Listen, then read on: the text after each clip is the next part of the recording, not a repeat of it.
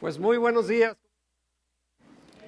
Yo estoy feliz, yo estoy contento, tengo un Salvador y sé que mi Redentor vive.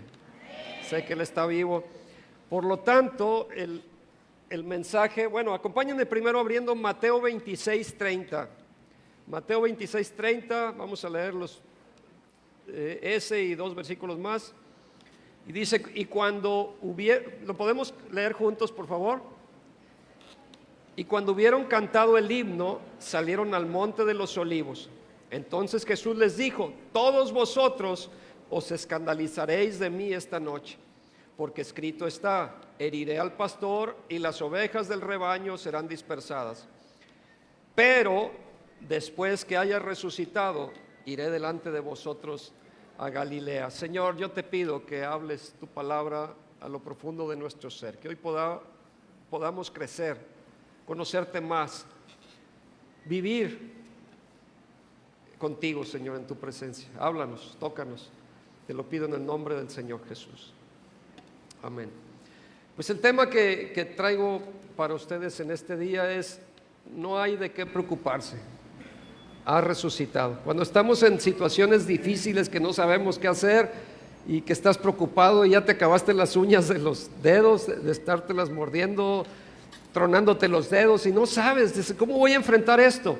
Bueno, dile al de al lado: no hay de qué preocuparse, ha resucitado.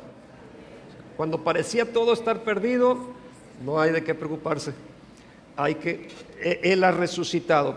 Y hoy quiero que veamos una serie de sucesos que ocurrieron durante los últimos días de Jesús aquí en la tierra. Y estos eventos marcaron la historia, pero además marcaron a los discípulos de Jesús, porque ellos estuvieron con sus sentimientos encontrados, y de pronto veían al Señor que estaba sangrando en la cruz y estaba siendo golpeado, y decían: es que Él nos iba a rescatar, Él venía a salvarnos. Y traían ellos una idea y de pronto les cambió todo, y cuando lo ven morir, ya ellos se sentían ya destrozados. Pero a ellos podemos decirle: no hay de qué preocuparse, ha resucitado. Y vamos a ver, lo voy a dividir en 5 etapas rápidas, y estas etapas las he dividido conforme a la línea del tiempo. Entonces vamos a ir avanzando en el tiempo durante los días cuando el Señor Jesús llegó a la cruz, un poquito desde antes, desde el viernes y sábado. Entonces, si me pones la siguiente imagen, por favor. La primera de las etapas es cuando murió toda esperanza, cuando ellos ya dijeron: hasta aquí llegamos, no hay nada que hacer.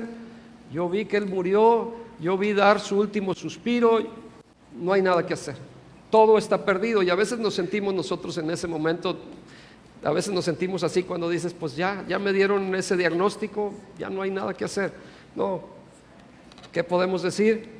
No hay de qué preocuparse, ha resucitado. Y entonces esta primera etapa, que es el viernes y sábado, cuando muere toda la esperanza, les quiero ir narrando cómo fueron sucediendo los eventos.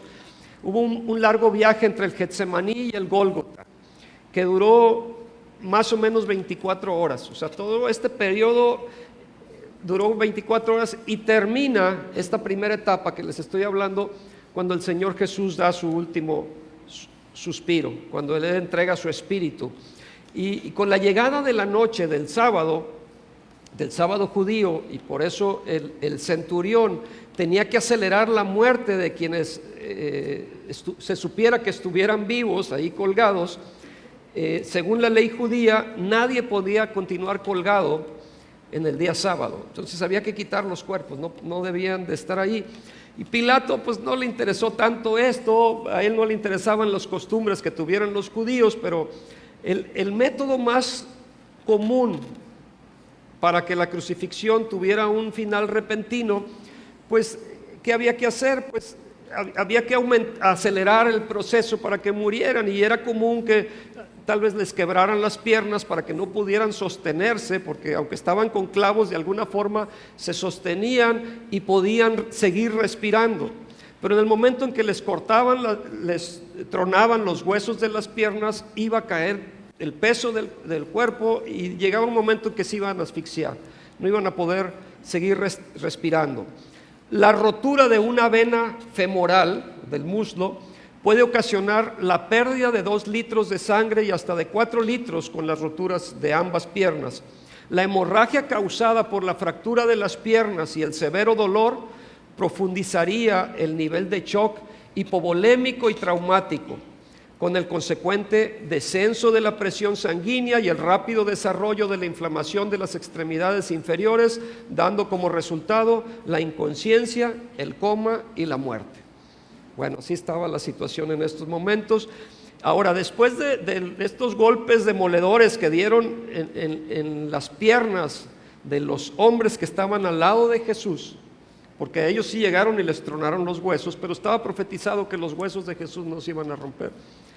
Bueno, pues los soldados vieron que Jesús ya había muerto, pero para estar absolutamente seguro, pues uno de los soldados encajó en el costado de Jesús una lanza, y dice que salió agua y sangre, salió un líquido acuoso. Juan lo describe en Juan 19:34, pero uno de los soldados le abrió el costado con una lanza y al instante salió sangre y agua, lo que significa una muestra inequívoca de la muerte. Ya Jesús está muerto, no hay necesidad ya de romperle las piernas como se hacía comúnmente. Ya llegaba el sábado, ya estaban muertos ahí. Entonces, algunas personas que son escépticas, que no creen, que ellos opinan y dicen que Jesús realmente no murió, sino que dice, no, es que estaba en un coma profundo y estaba desmayado nada más. O sea, no es que resucitó, no se había muerto, según estas personas. Y es la llamada teoría del desmayo, y es un intento desesperado por explicar la resurrección de Jesús, en vez de aceptar una explicación sobrenatural, que es lo que ocurrió. Pero esta teoría en realidad confunde más que realmente responder a las dudas. Pero bueno, quiero que vean este panorama. Las personas de la antigüedad estaban familiarizadas de una manera más íntima con la muerte que nosotros. Totalmente era diferente, porque en la mayoría de los países en la actualidad, en esta cultura que vivimos, se cuenta con profesionales que se hacen cargo de una persona cuando muere. Ellos incluso los maquillan, los preparan, te piden ropa, les ponen una ropa bonita, los cambian y hacen, pues por lo menos que sea menos desagradable, lo menos desagradable posible esta pérdida de un ser amado. Y una vez que alguien es declarado muerto por el médico, pues la familia entrega el cadáver a los representantes de la agencia funeraria y se le da, como les digo, una mejor apariencia al cuerpo. Y entonces el cuerpo deja de ser visto por un tiempo y ya después se ve cuando ya está preparado y cuando es llevado al cementerio. Hay quienes abren la caja para verlo y está maquillado, otras personas deciden no abrir la caja. Yo soy de esas personas que digo, pues no, mejor me acuerdo como era, pero es algo personal. Y entonces ya cuando llega al cementerio, pues ya hay un hoyo preparado. En algunos casos hay hasta techitos para que la gente no se asolee y no pase, o si hay lluvia pueda estar protegido. Está dentro de un féretro, no está el cuerpo así tal cual, está dentro de un féretro. Lo que se ve es una caja, y hay cajas muy elegantes, muy bonitas. Cuesta morirse hasta eso, porque sí son caras algunas. Y hay unas de madera muy finas y bueno, el chiste es que cuando depositan al cuerpo dentro de ese hoyo que ya estaba preparado, incluso me ha tocado ver mecanismos para ir bajando con cuerdas poco a poco el ataúd. Y luego se tapa. Incluso hay lugares, me ha tocado, donde tienen una como alfombrita de plástico como si fuera zacate y lo tapan y ya. Y ya cuando se va la gente se encargan los albañiles de hacer el resto, y hay flores y hay, pues es lo que se acostumbra normalmente, que nosotros vemos de un cuerpo. Pero bueno, incluso hay la cremación, hay la costumbre de la cremación también, que cada vez es más frecuente. ¿Qué fue? Pásame el micro.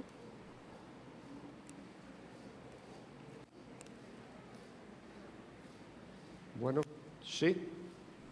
¿Funciona este? Este está bien, ok. Falsa alarma. Bueno, hay la cremación, les decía, donde pues no se ve ni siquiera el cuerpo. Se tiene en una urna, se tiene el polvo de la persona. Y esto es algo de la cultura, pero es muy distinto porque nadie ve el cadáver. No convivimos con el cadáver como lo hacían en ese tiempo, porque miren, ¿qué pasa? En ese tiempo los familiares eran los encargados de preparar el cuerpo.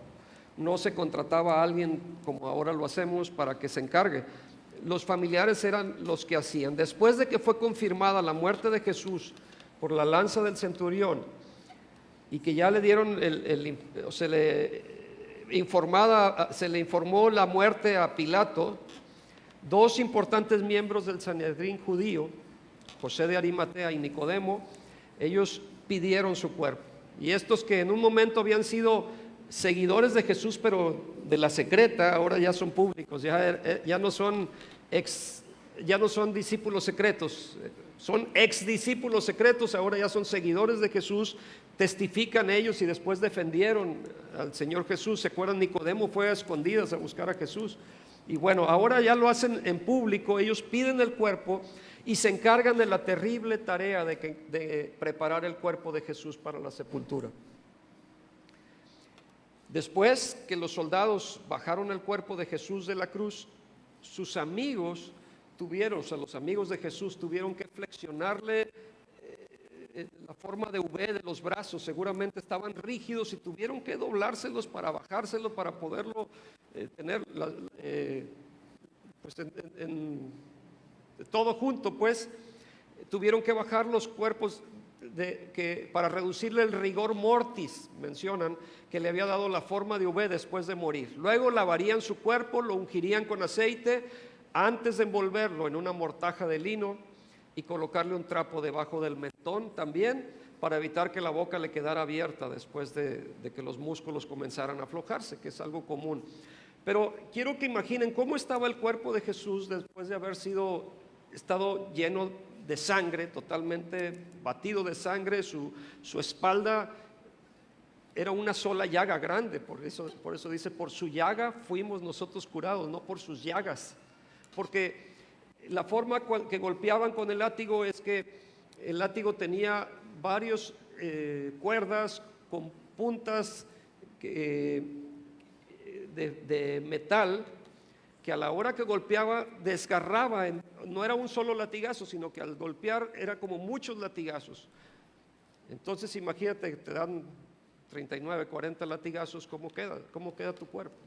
Bueno, así estaba el cuerpo de Cristo, su sangre desbaratada, su carne desgarrada, desbaratada, lleno de sangre, pus, posiblemente ya, todo esto con el polvo de ahí del ambiente que había. Pero después, ¿qué hicieron ellos? Envolverían su cuerpo de pies a cabeza con largas franjas de lino que previamente habían sido humedecidas con una mezcla de especias aromáticas resinosas. Usarían, dicen, vi comentarios que mencionan que entre 75 y 100 libras de especias aromáticas para neutralizar el olor de la descomposición del cuerpo. Luego lo colocarían sobre una tabla en una tumba excavada al lado de una colina, que había sido cavada en una piedra caliza. Después de haber transcurrido un año, esto es lo que se hacía normalmente, de estar el cuerpo totalmente ya destruido, iban y recogían los huesos y los juntaban en un recipiente, en un osario familiar, que era la caja de los huesos, para reunirlos con sus antepasados y entonces poder decir que se había unido a sus padres. Esto era lo que se acostumbraba a hacer. Mientras que el sol desaparecía, ya estaba bajando en el horizonte, viene entonces este grupo mortuario y ya estaba presionado porque había dos mandamientos que observar. Uno era que había que guardar el sábado, que comenzaba el sábado con la puesta del sol. O sea, no es como nosotros que hasta las 12 de la noche, con un minuto ya cambiaba de día. No, aquí al ponerse el sol ya empezaba a ser sábado. Entonces había que apurarse para ganarle al sol, porque iba a empezar a ser sábado y había que apurar todos estos trabajos, porque ya siendo sábado había que reposar, ya no se podía hacer esto. Ahora, pero había otra ley que está en Deuteronomio 21, 22, que requería que el cadáver de alguien que hubiera sido ejecutado debía ser enterrado ese mismo día. Deuteronomio 21, 22 dice: si alguno hubiere cometido algún crimen digno de muerte y lo hiciereis morir y lo colgareis en un madero, dice el 23, no dejaréis que su cuerpo pase la noche sobre el madero, sin falta, ¿qué dice ahí? Sin falta lo enterrarás el mismo día, porque maldito por Dios es el colgado, y no contaminarás tu tierra que Jehová tu Dios te da por heredad. Dice, bueno, hay una maldición de alguien que esté colgado, entonces se va a contaminar la tierra, tienes que irlo a enterrar, no lo puedes dejar ahí. Y bueno, por la cercanía de la noche, entonces tenías apenas tiempo suficiente para envolver rápidamente el cuerpo en la tela y ponerle al menos algunas especies y colocarlo dentro de la tumba. Entonces un grupo de hombres luego iría y rodaría una gran piedra para dos cosas. Una, para que no se salieran los malos olores, pero también para que no pudieran entrar los ladrones a robar el cuerpo. Entonces, mientras los seguidores de Jesús hacían lo más que podían para terminar antes de la puesta del sol, para honrar el sábado, porque era un mandamiento que tenían, los saduceos y los fariseos estaban haciéndole una nueva petición a Pilato, y la encontramos en Mateo 27, 63. Mateo 27, 63, diciendo: Señor, nos acordamos que aquel engañador dijo, viviendo aún, después de 3 días resucitaré. Manda pues que se asegure el sepulcro hasta el tercer día, no sea que vengan sus discípulos de noche y lo hurten y digan al pueblo: resucitó de entre los muertos, y será el postrer error peor que el primero. Entonces van con Pilato y le dices: oye, ayúdanos, hay que hacer algo, porque si no nos vamos a meter en más problemas de los que tuvimos. Y ahora a Pilato no le importaba lo que la gente creyera. Él no veía, pues, ¿cómo va a resucitar esto? O sea, no, eso no es posible, no hay forma de esto. Eso no le preocupa a Roma. Por lo tanto, les dio a los líderes religiosos un sello oficial. Y dice, bueno, ok, vayan y pongan este sello en la piedra para que quede marcado ahí. Si se rompe el sello, pues algo está pasando ahí. Es porque se robaron el cuerpo. Y así, ya estando cerrada la tumba con el sello, tú te puedes despreocupar. Pero también les dijo, bueno, ustedes pongan sus propios guardias. Posiblemente los guardias que pusieron fueron pagados por la tesorería del templo y eran soldados romanos, o tal vez eran soldados del mismo templo que tenían, que los pusieron junto a la entrada. Los principales sacerdotes, escribas y fariseos, pues como llegó el sábado, se fueron a sus casas después de haber puesto a los soldados ahí, después de haber sellado la tumba, y ellos se fueron a descansar. Pero el domingo por la mañana ellos seguirían guardando la fiesta de los panes sin levadura y estarían haciendo los preparativos para el servicio final de la celebración, después de haber silenciado a Jesús. Y ellos sabían, bueno, pues ya que pasen estos días, pues las cosas van a seguir normales, como si nada hubiera pasado. Mientras tanto, los seguidores de Jesús guardan luto, se sienten solos, están desilusionados, están tristes y están preguntándose, ¿y ahora qué hacemos? ¿Y ahora qué hacemos? Y ahí es donde entra entonces la segunda etapa que les quiero hablar. Siguiente imagen, por favor, que es el domingo por la mañana. O sea, ya pasó viernes, ya pasó el sábado, pero nos encontramos ahora en este domingo de la mañana. Y las primeras horas de la mañana del domingo, pues fueron sin duda de mucho ruido y confusión, y pues ¿qué está pasando? ¿Qué hay que hacer? Ya pasó el sábado, ya podemos hacer trabajos que no se nos permitía durante el sábado. Y de hecho los 4 evangelios hablan de toda la confusión que había. Y muchas veces cuando una persona nos cuenta la historia, nos pueden quedar dudas. Aquí me gusta, lo he explicado de esta forma. Es como cuando, imagínense que hay un accidente de tránsito y llega el que tiene que dictaminar y dice, a ver, ¿qué pasó? Y entonces él ve las evidencias y ve que, bueno, es que este venía muy rápido, aquí se ve donde se enfrenó y tardó mucho en pararse, venía muy rápido.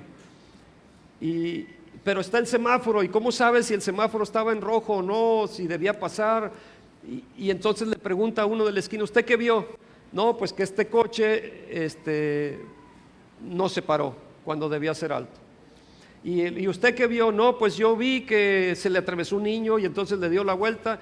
Y así empieza entonces, entre los criterios de toda la gente, de todos los testigos, empieza a formar su propio criterio. Bueno, esto es lo que hacen los evangelios. Cada quien nos da su propia perspectiva, pero si los juntamos todos nos da algo bien rico, porque podemos entender una totalidad de la escena. Y los 4 evangelios nos hablan de estos, son 4 testigos del acontecimiento y nos dan mucha información para poder ver todo el panorama y poderlos correlacionar, los relatos de unos con los de otros. Por ejemplo, el relato de Juan se concentra en la experiencia de María Magdalena. Nos habla de María Magdalena desde el punto de vista ahí de María Magdalena, mientras que Mateo, Marcos y Lucas nos hablan de lo que pasó con otras mujeres también. Entonces, bueno, vamos a agarrar todo el contexto teniendo estos 4 testigos y vamos a entender. Veamos, por ejemplo, Lucas 24:10. Lucas 24:10 dice, eran María Magdalena y Juana, María de madre de Jacobo y las demás con ellas, quienes dijeron estas cosas a los apóstoles. Bueno, y encontramos que la mañana siguiente al sábado, es decir, el domingo por la mañana, los guardias estaban haciendo su vigilia y sobre este prisionero muerto, pero de repente la tierra tembló y una luz resplandeciente vino y vino a inundar todo ahí el huerto. Dice Mateo 28, versículo 2, y hubo un gran terremoto porque un ángel del Señor descendiendo del cielo y llegando removió la piedra y se sentó sobre ella. Su aspecto era como un relámpago y su vestido blanco como la nieve. Y de miedo de él, dice ahí que los guardias temblaron y se quedaron como muertos. Pues imagínate ver eso de pronto. Ahora, poco después de eso, María Magdalena, otra María, junto con Salomé, con Juana y otras mujeres, llegan a la tumba de Jesús. Y el relato de Lucas dice que su propósito era terminar el proceso de la sepultura, porque había sido tan rápido, porque llegaba el sábado, déjenme, voy a apagar esto. Había sido tan rápido todo que no pudieron hacer adecuadamente las cosas. Y ellas querían llevar estas especias aromáticas que habían preparado. Lucas 24, versículo 1, nos dice, el primer día de la semana, muy de mañana, vinieron al sepulcro trayendo las especias aromáticas que habían preparado y algunas otras mujeres con ellas. Y entonces ellas se preguntaban, pues ¿cómo le vamos a hacer con la piedra? No habíamos pensado en esto. O sea, esta gigantesca piedra, ¿quién nos la va a mover para poder entrar y preparar bien el cuerpo como se debe? Pero mientras María Magdalena y las otras mujeres se acercaban a la tumba, cuando llegan ven que la piedra había sido ya puesta por un lado y ven a los guardias ahí tumbados, ¿no?, inconscientes cerca de ella. Y según el Evangelio de Juan, María corrió de inmediato a Pedro y a Juan, porque pues ella pensaba que qué es lo que sucedió aquí. Dice Juan 22, entonces corrió y fue a Simón Pedro y al otro discípulo, aquel al que amaba Jesús, es decir, a Juan, y les dijo, se han llevado del sepulcro al Señor y no sabemos dónde le han puesto. O sea, esa fue su perspectiva. Cuando llega, ve la piedra quitada, los guardias tirados, se robaron al Señor. El cuerpo del Señor se lo robaron. Ahora pónganse en los zapatos de esas personas. Imagínate que tú has perdido un ser querido, un familiar, un ser querido, y después de enterrarlo, pasan 3 días, apenas 3 días, y llegas y te encuentras que ya está abierta la tumba. O sea, que está el hoyo vacío ahí. Pues dices, ¿qué pasó aquí? O sea, alguien se robó el cuerpo. O sea, no es común ver eso. Ese fue su primer pensamiento natural. Y cuando María Magdalena corría para decirle a Pedro y a Juan que alguien había entrado a la tumba, las otras mujeres entraron a dar una mirada ahí más detenida, y dice Lucas 24:3, y entrando no hallaron el cuerpo del Señor Jesús. Aconteció que estando ellas perplejas por esto, he aquí se pararon junto a ellas 2 varones con vestiduras resplandecientes, y como tuvieron temor, dice ahí que bajaron el rostro a tierra. Y ahorita continúo leyendo. La tumba estaba totalmente abierta, la mortaja de lino con lo que se había cubierto el Señor estaba ahí, estaba intacta, pero vacía. Ahí estaba, pero vacía. El cuerpo había desaparecido. En el original dice que estas mujeres se encontraban sin dirección, o sea, como que ahora sí, no sé, perplejas, ¿no? Sin dirección, no podían explicarse este misterio, y estuvieron, yo me imagino, mudas ahí del asombro de lo que vieron, hasta que se dieron cuenta que había una presencia angelical ahí que les habla y les dice: ¿por qué buscáis entre los muertos al que vive? ¿Por qué buscáis entre los muertos al que vive? Lucas 24:6 dice: no está aquí, sino que ha resucitado. Acordaos de lo que os habló cuando estaba en Galilea, diciendo: es necesario que el Hijo del Hombre sea entregado en manos de hombres pecadores y que sea crucificado y resucite el tercer día. Entonces ellas se acordaron de sus palabras. Métanse en esta historia. O sea, tú llegas y ves un ataúd vacío y de pronto sale un ángel y te dice: no, ya está vivo, no, o sea, resucitó. ¿Qué harías tú? O sea, ¿quieres rápido irle a decir a tus familiares: ¿qué crees? Resucitó. Me acaban de decir un ángel que resucitó, pero por otro lado te detienes y dices: no, este va a decir que estoy medio loco ya. O sea, no me la van a creer. O sea, ni yo me la creo, que estoy viéndolo, ellos menos me van a creer. Y entonces dice, o sea, en Marcos 16:8, y ellas, las mujeres, se fueron huyendo del sepulcro porque les había tomado temblor y espanto, ni decían nada a nadie porque tenían miedo. Pues ¿quién nos va a creer esto? Es una locura ya. Pero entonces se encontraron a alguien que vino a quitarles cualquier duda que ellas pudieran tener. Mateo 28:9. He aquí, Jesús les salió al encuentro. Imagínate esto. Jesús les salió al encuentro diciendo: salve. Y ellas, acercándose, abrazaron sus pies y lo adoraron. Entonces Jesús les dijo: no temáis, no temáis, no temáis, pero vayan y díganles las buenas nuevas. Vayan con sus hermanos, vayan a Galilea y ahí me verán. Y entonces las mujeres fueron con los discípulos, que en ese momento pues estaban medios dispersos, y empezaron a hablar con cada uno, a decirles en lo particular, yo creo, porque ellos espantados, cada quien se había ido por su lado, ya no estaban tan unidos como habían estado, y empiezan a contactarlos, empiezan a decirles, pero les hablan de los ángeles que se les habían aparecido, les hablan de que habían tenido un encuentro con Jesús resucitado. Lucas 24:11, mas a ellos les parecían locura las palabras de ellas, y no las creían. Y esa palabra locura, cuando dice que les parecían locura, esa palabra griega traducida como locura, era un término médico para referirse a las febriles divagaciones del delirio. O sea, estaban locas. En otras palabras, médicamente les decían: estás loca tú, o sea, ya se te zafó un tornillo.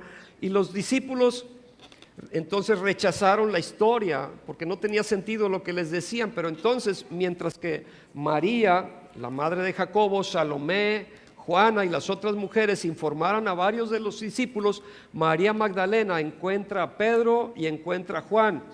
Y al comienzo estos rechazan su historia, pero luego dicen, bueno, tenemos que ir a cerciorarnos por nosotros.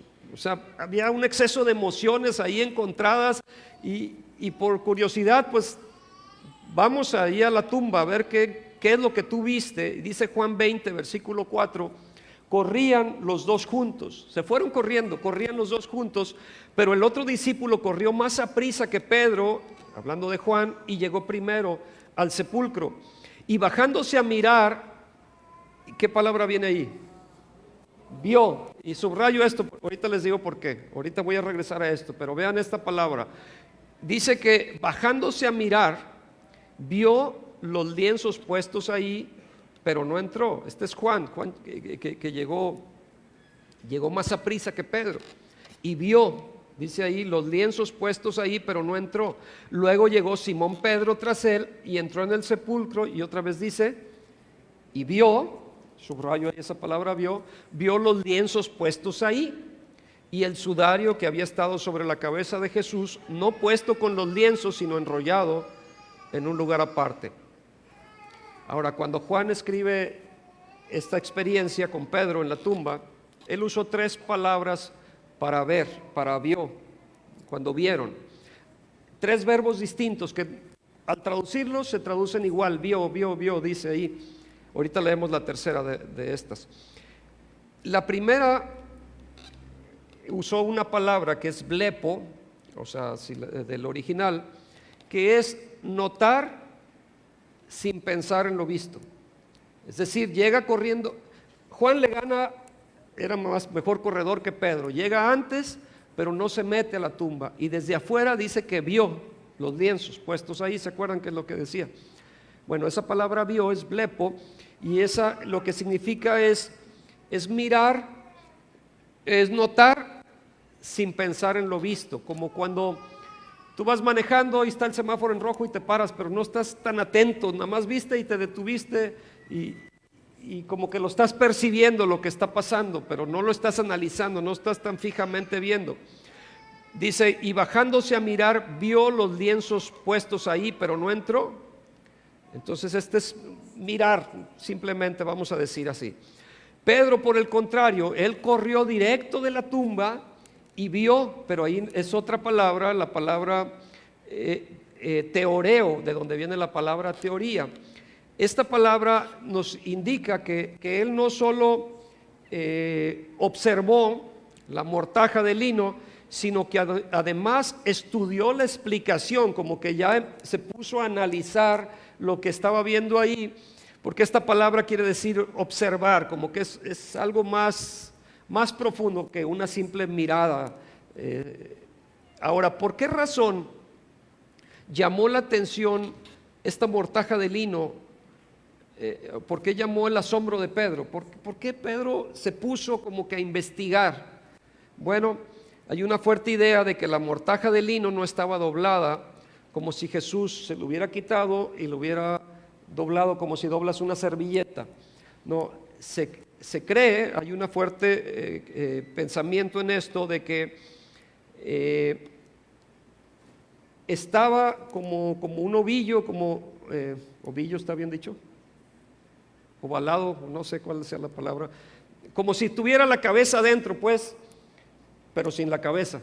O sea, no es que estaba desdoblada y luego la doblaste así como si doblas una sábana, una toalla.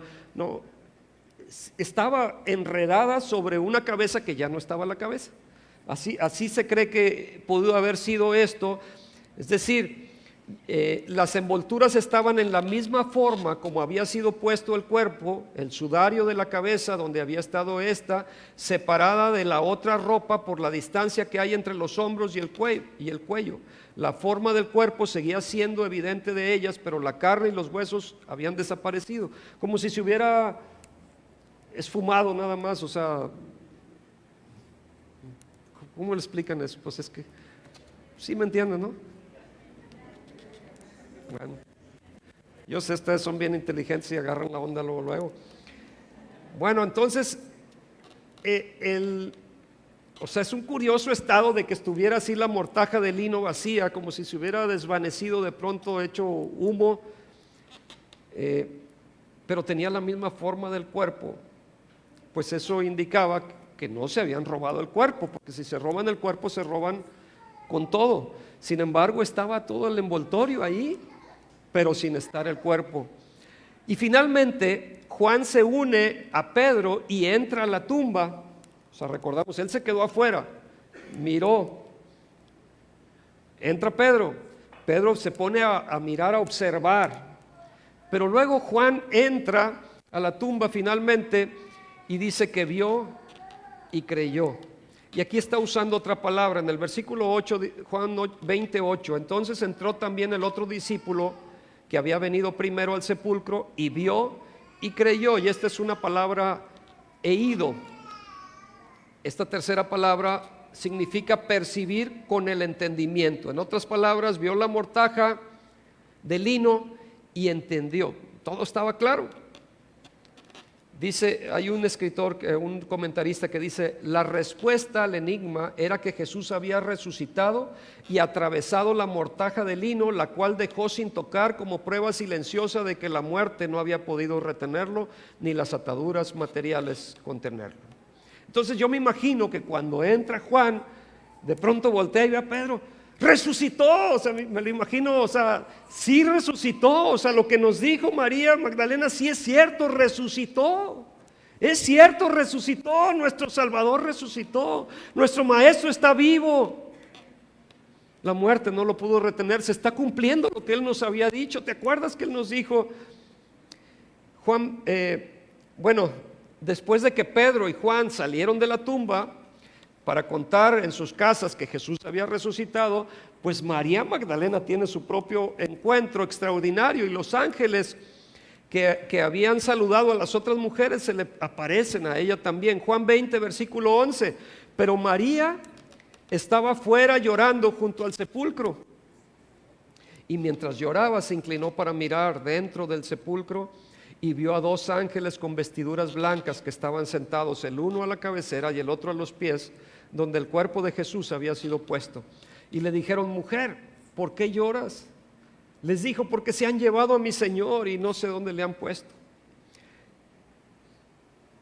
Pero luego cuando se marchó del huerto, vio a Jesús resucitado. Ella tuvo su encuentro con el Señor Jesucristo.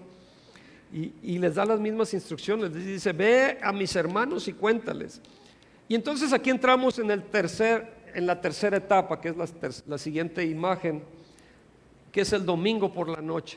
O sea, todo esto pasó desde que salió el sol en la mañana, en el domingo, pero ahora llegamos al domingo por la noche, cuando María, Salomé y las otras mujeres encontraron a los dispersos seguidores de Jesús, se corrió la voz y de que el cuerpo había desaparecido, y entonces empezaron a juntarse, a reagruparse, y muy posiblemente fueron en este aposento alto, quizás la misma habitación donde Jesús había celebrado la Pascua con ellos unos días antes.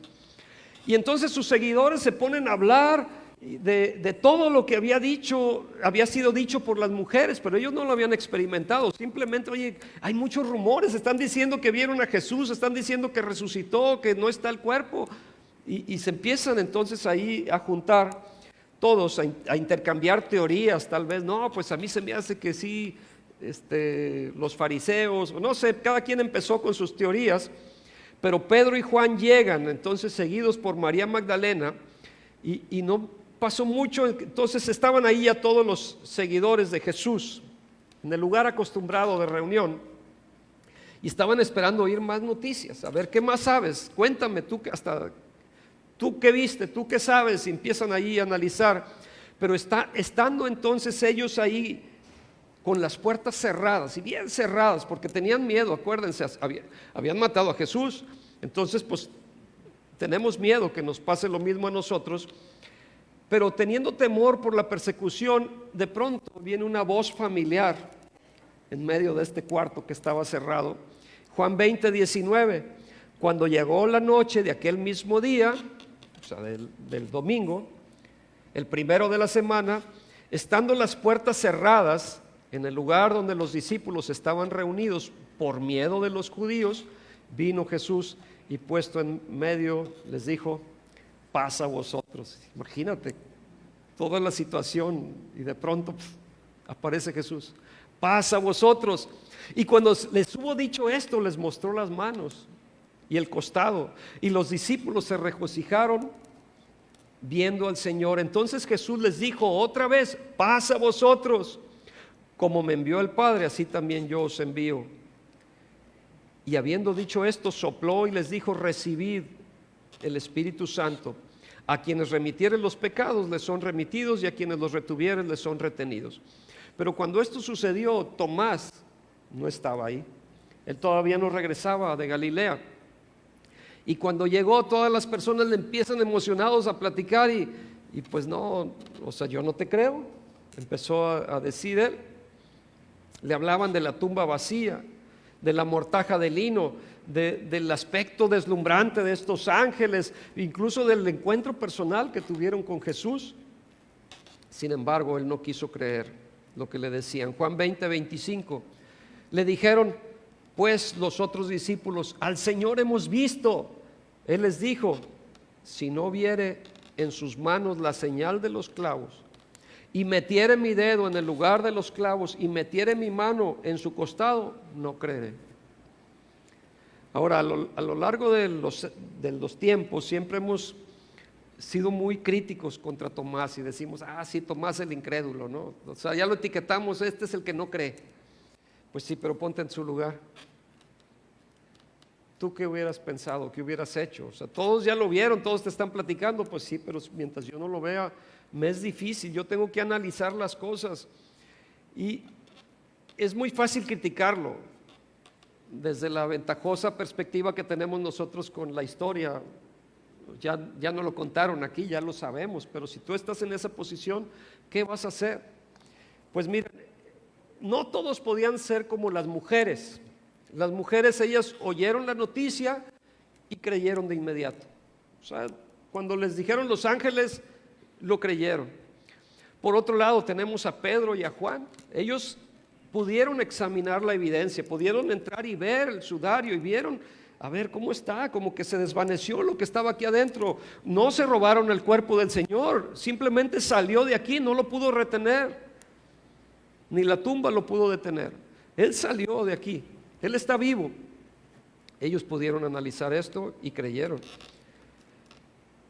Y además luego tenían las mismas palabras de Jesús y llegaron a la conclusión correcta y luego creyeron serenamente. Pero en el caso de Tomás es distinto. Él no tuvo la oportunidad de estar presente cuando Jesús se presentó y que era una prueba tangible. Pues lo vimos, aquí habló con nosotros, nos enseñó: mira, vean el costado, cómo está la lanza donde me encajaron. O sea, soy yo. Seguramente traía hoyos de espinas en la cabeza, los clavos. Pero ¿qué pasa entonces con Tomás? Sin duda él se preguntaba: ¿no estarán medios alucinados mis amigos, mis hermanos? O sea, es que esto tal vez lo llevó todo a una histeria colectiva y ya todos están emocionados y diciéndose: yo también lo vi y yo también, y andan emocionados como una histeria colectiva. Ahora, no olvidemos tampoco las evidencias que había ido acumulando poco a poco Tomás, porque Tomás, él lo vio cuando Jesús iba cargando la cruz.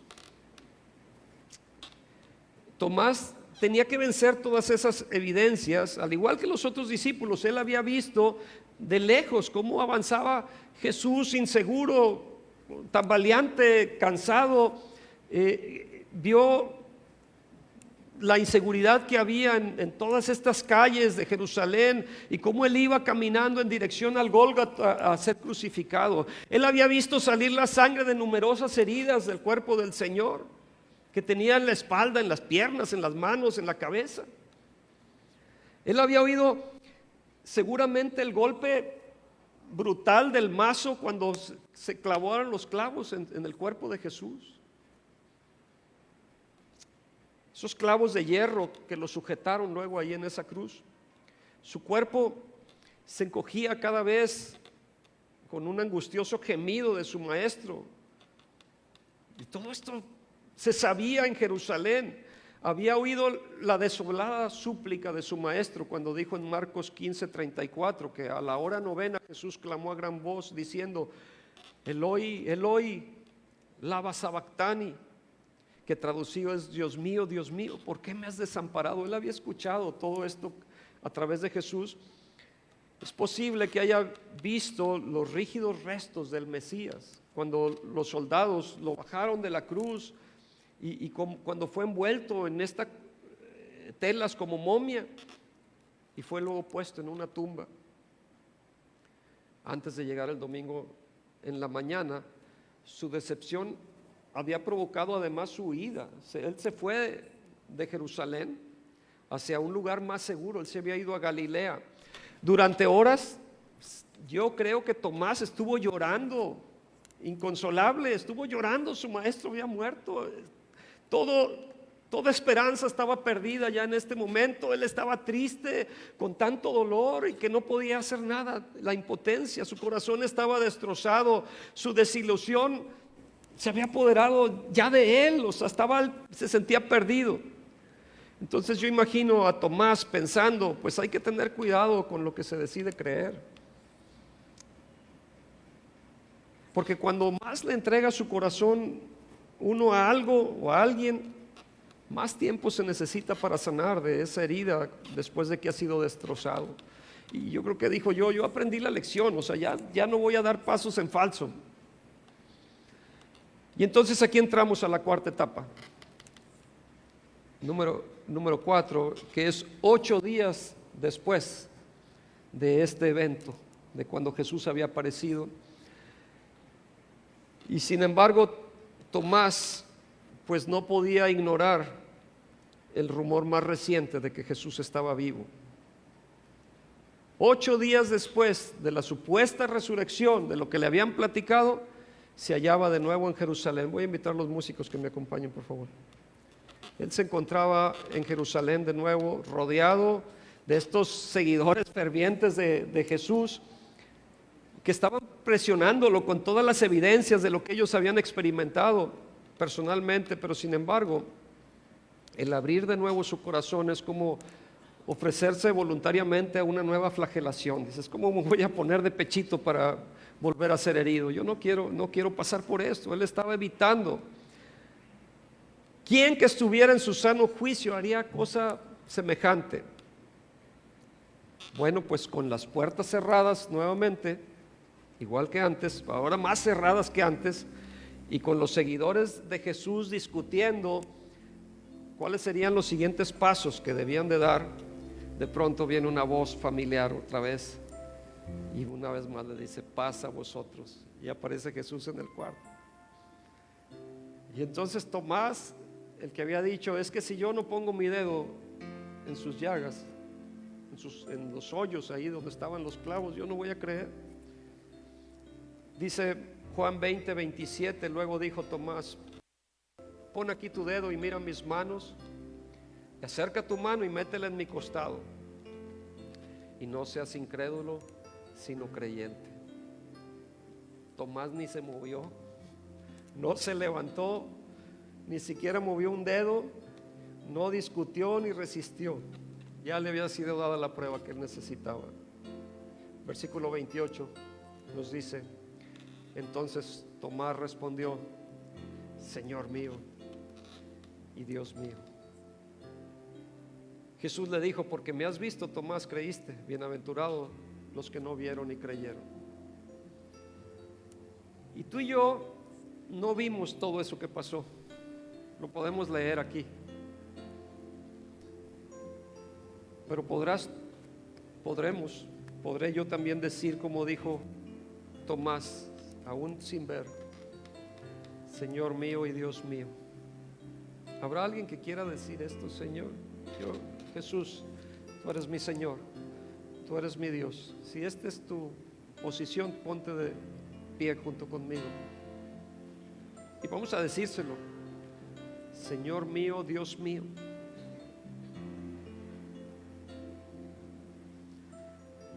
Entro a mi última etapa, rapidito. La última etapa, la siguiente imagen, última imagen. Hemos ido caminando desde el viernes, sábado, domingo, 8 días después. Pero si seguimos en la línea del tiempo, llegamos hasta hoy. Ya hoy, vamos a actualizar esto, a ver, ¿cómo estamos tú y yo? Y si nos ponemos a ver toda esta historia, algunos creyeron de inmediato. O sea, hubo quien no batalló nada y creyó de inmediato. Pero hubo otro grupo de personas que ellos creyeron porque vieron la evidencia indirecta. Cuando Pedro y Juan vieron y analizaron cómo estaba el sudario y que estaba vacío, ellos creyeron. Pero hubo otros que creyeron por evidencia directa, porque vieron al Señor Jesús personalmente. Ahora, yo te pregunto, ¿y tú crees? ¿Tú crees esto? Miran, estos discípulos que estaban escondidos de alguna forma, estaban temerosos, temiendo por su propia vida. Después de que vieron a Jesús resucitado, su vida fue diferente. Ya no dudaron en entregar sus vidas por Jesús. Ya no tuvieron miedo. Ellos estuvieron dispuestos, y todos esos discípulos, menos Juan, murieron en martirio. O sea, estuvieron dispuestos. Si yo tengo que ir a la cruz, yo voy a ir, pero yo voy a defender a mi Señor. ¿Tú crees que si ellos supieran que esto era un fraude, hubieran entregado sus vidas por Jesús? Pero ellos habían experimentado. Y tú y yo podemos experimentar la presencia de Dios en nuestras vidas y saber, y luego nuestro Espíritu Santo da testimonio de que somos hijos de Dios cuando somos adoptados por Dios. Bienaventurados los que sin ver creyeron. Tú puedes ser bienaventurado hoy. ¿Qué tal si rendimos nuestras vidas al Señor hoy? Si cerramos nuestras manos, cerramos nuestros ojos, levantamos nuestras manos, perdón. Bueno, si están en la jugada, yo no. Vamos a rendirnos, como cuando alguien te dice arriba las manos y tú te rindes y te sometes totalmente. Bueno, hoy vamos a rendirnos delante del Señor. Él no representa una amenaza para ti, Él es tu salvación. Y vamos a orar y decirle: Señor Jesús, yo hoy me entrego a ti. Dile con tus propias palabras, o sea, que salga voz de ti. Di: Señor Jesús, hoy me entrego a ti. Hoy me rindo a ti. Yo reconozco que tú fuiste a esa cruz para pagar mis culpas, para morir en mi lugar, y solo así es que yo puedo tener vida eterna. Te entrego mi vida, me rindo a ti, me someto a tu voluntad. Te entrego el timón de mi vida para que tú seas mi Señor, mi Rey, pero también mi Salvador. Someto mi voluntad a tu voluntad. Me pongo en tus manos para que tú me dirijas, me guíes, me ayudes. En el nombre del Señor Jesús. ¿Sabes qué? Yo sé que pasas por momentos difíciles tal vez, pero el tema de hoy es: no hay de qué preocuparse, porque el Señor ha resucitado. Las pruebas y dificultades que nosotros enfrentemos aquí en la vida no se comparan, por pesadas que sean, no se comparan con el gran peso de gloria de lo que tenemos en el futuro. Estas pruebas son momentáneas, van a pasar, pero lo que el Señor Jesús te está ofreciendo es eterno, es verdadero, es de un gran peso de gloria.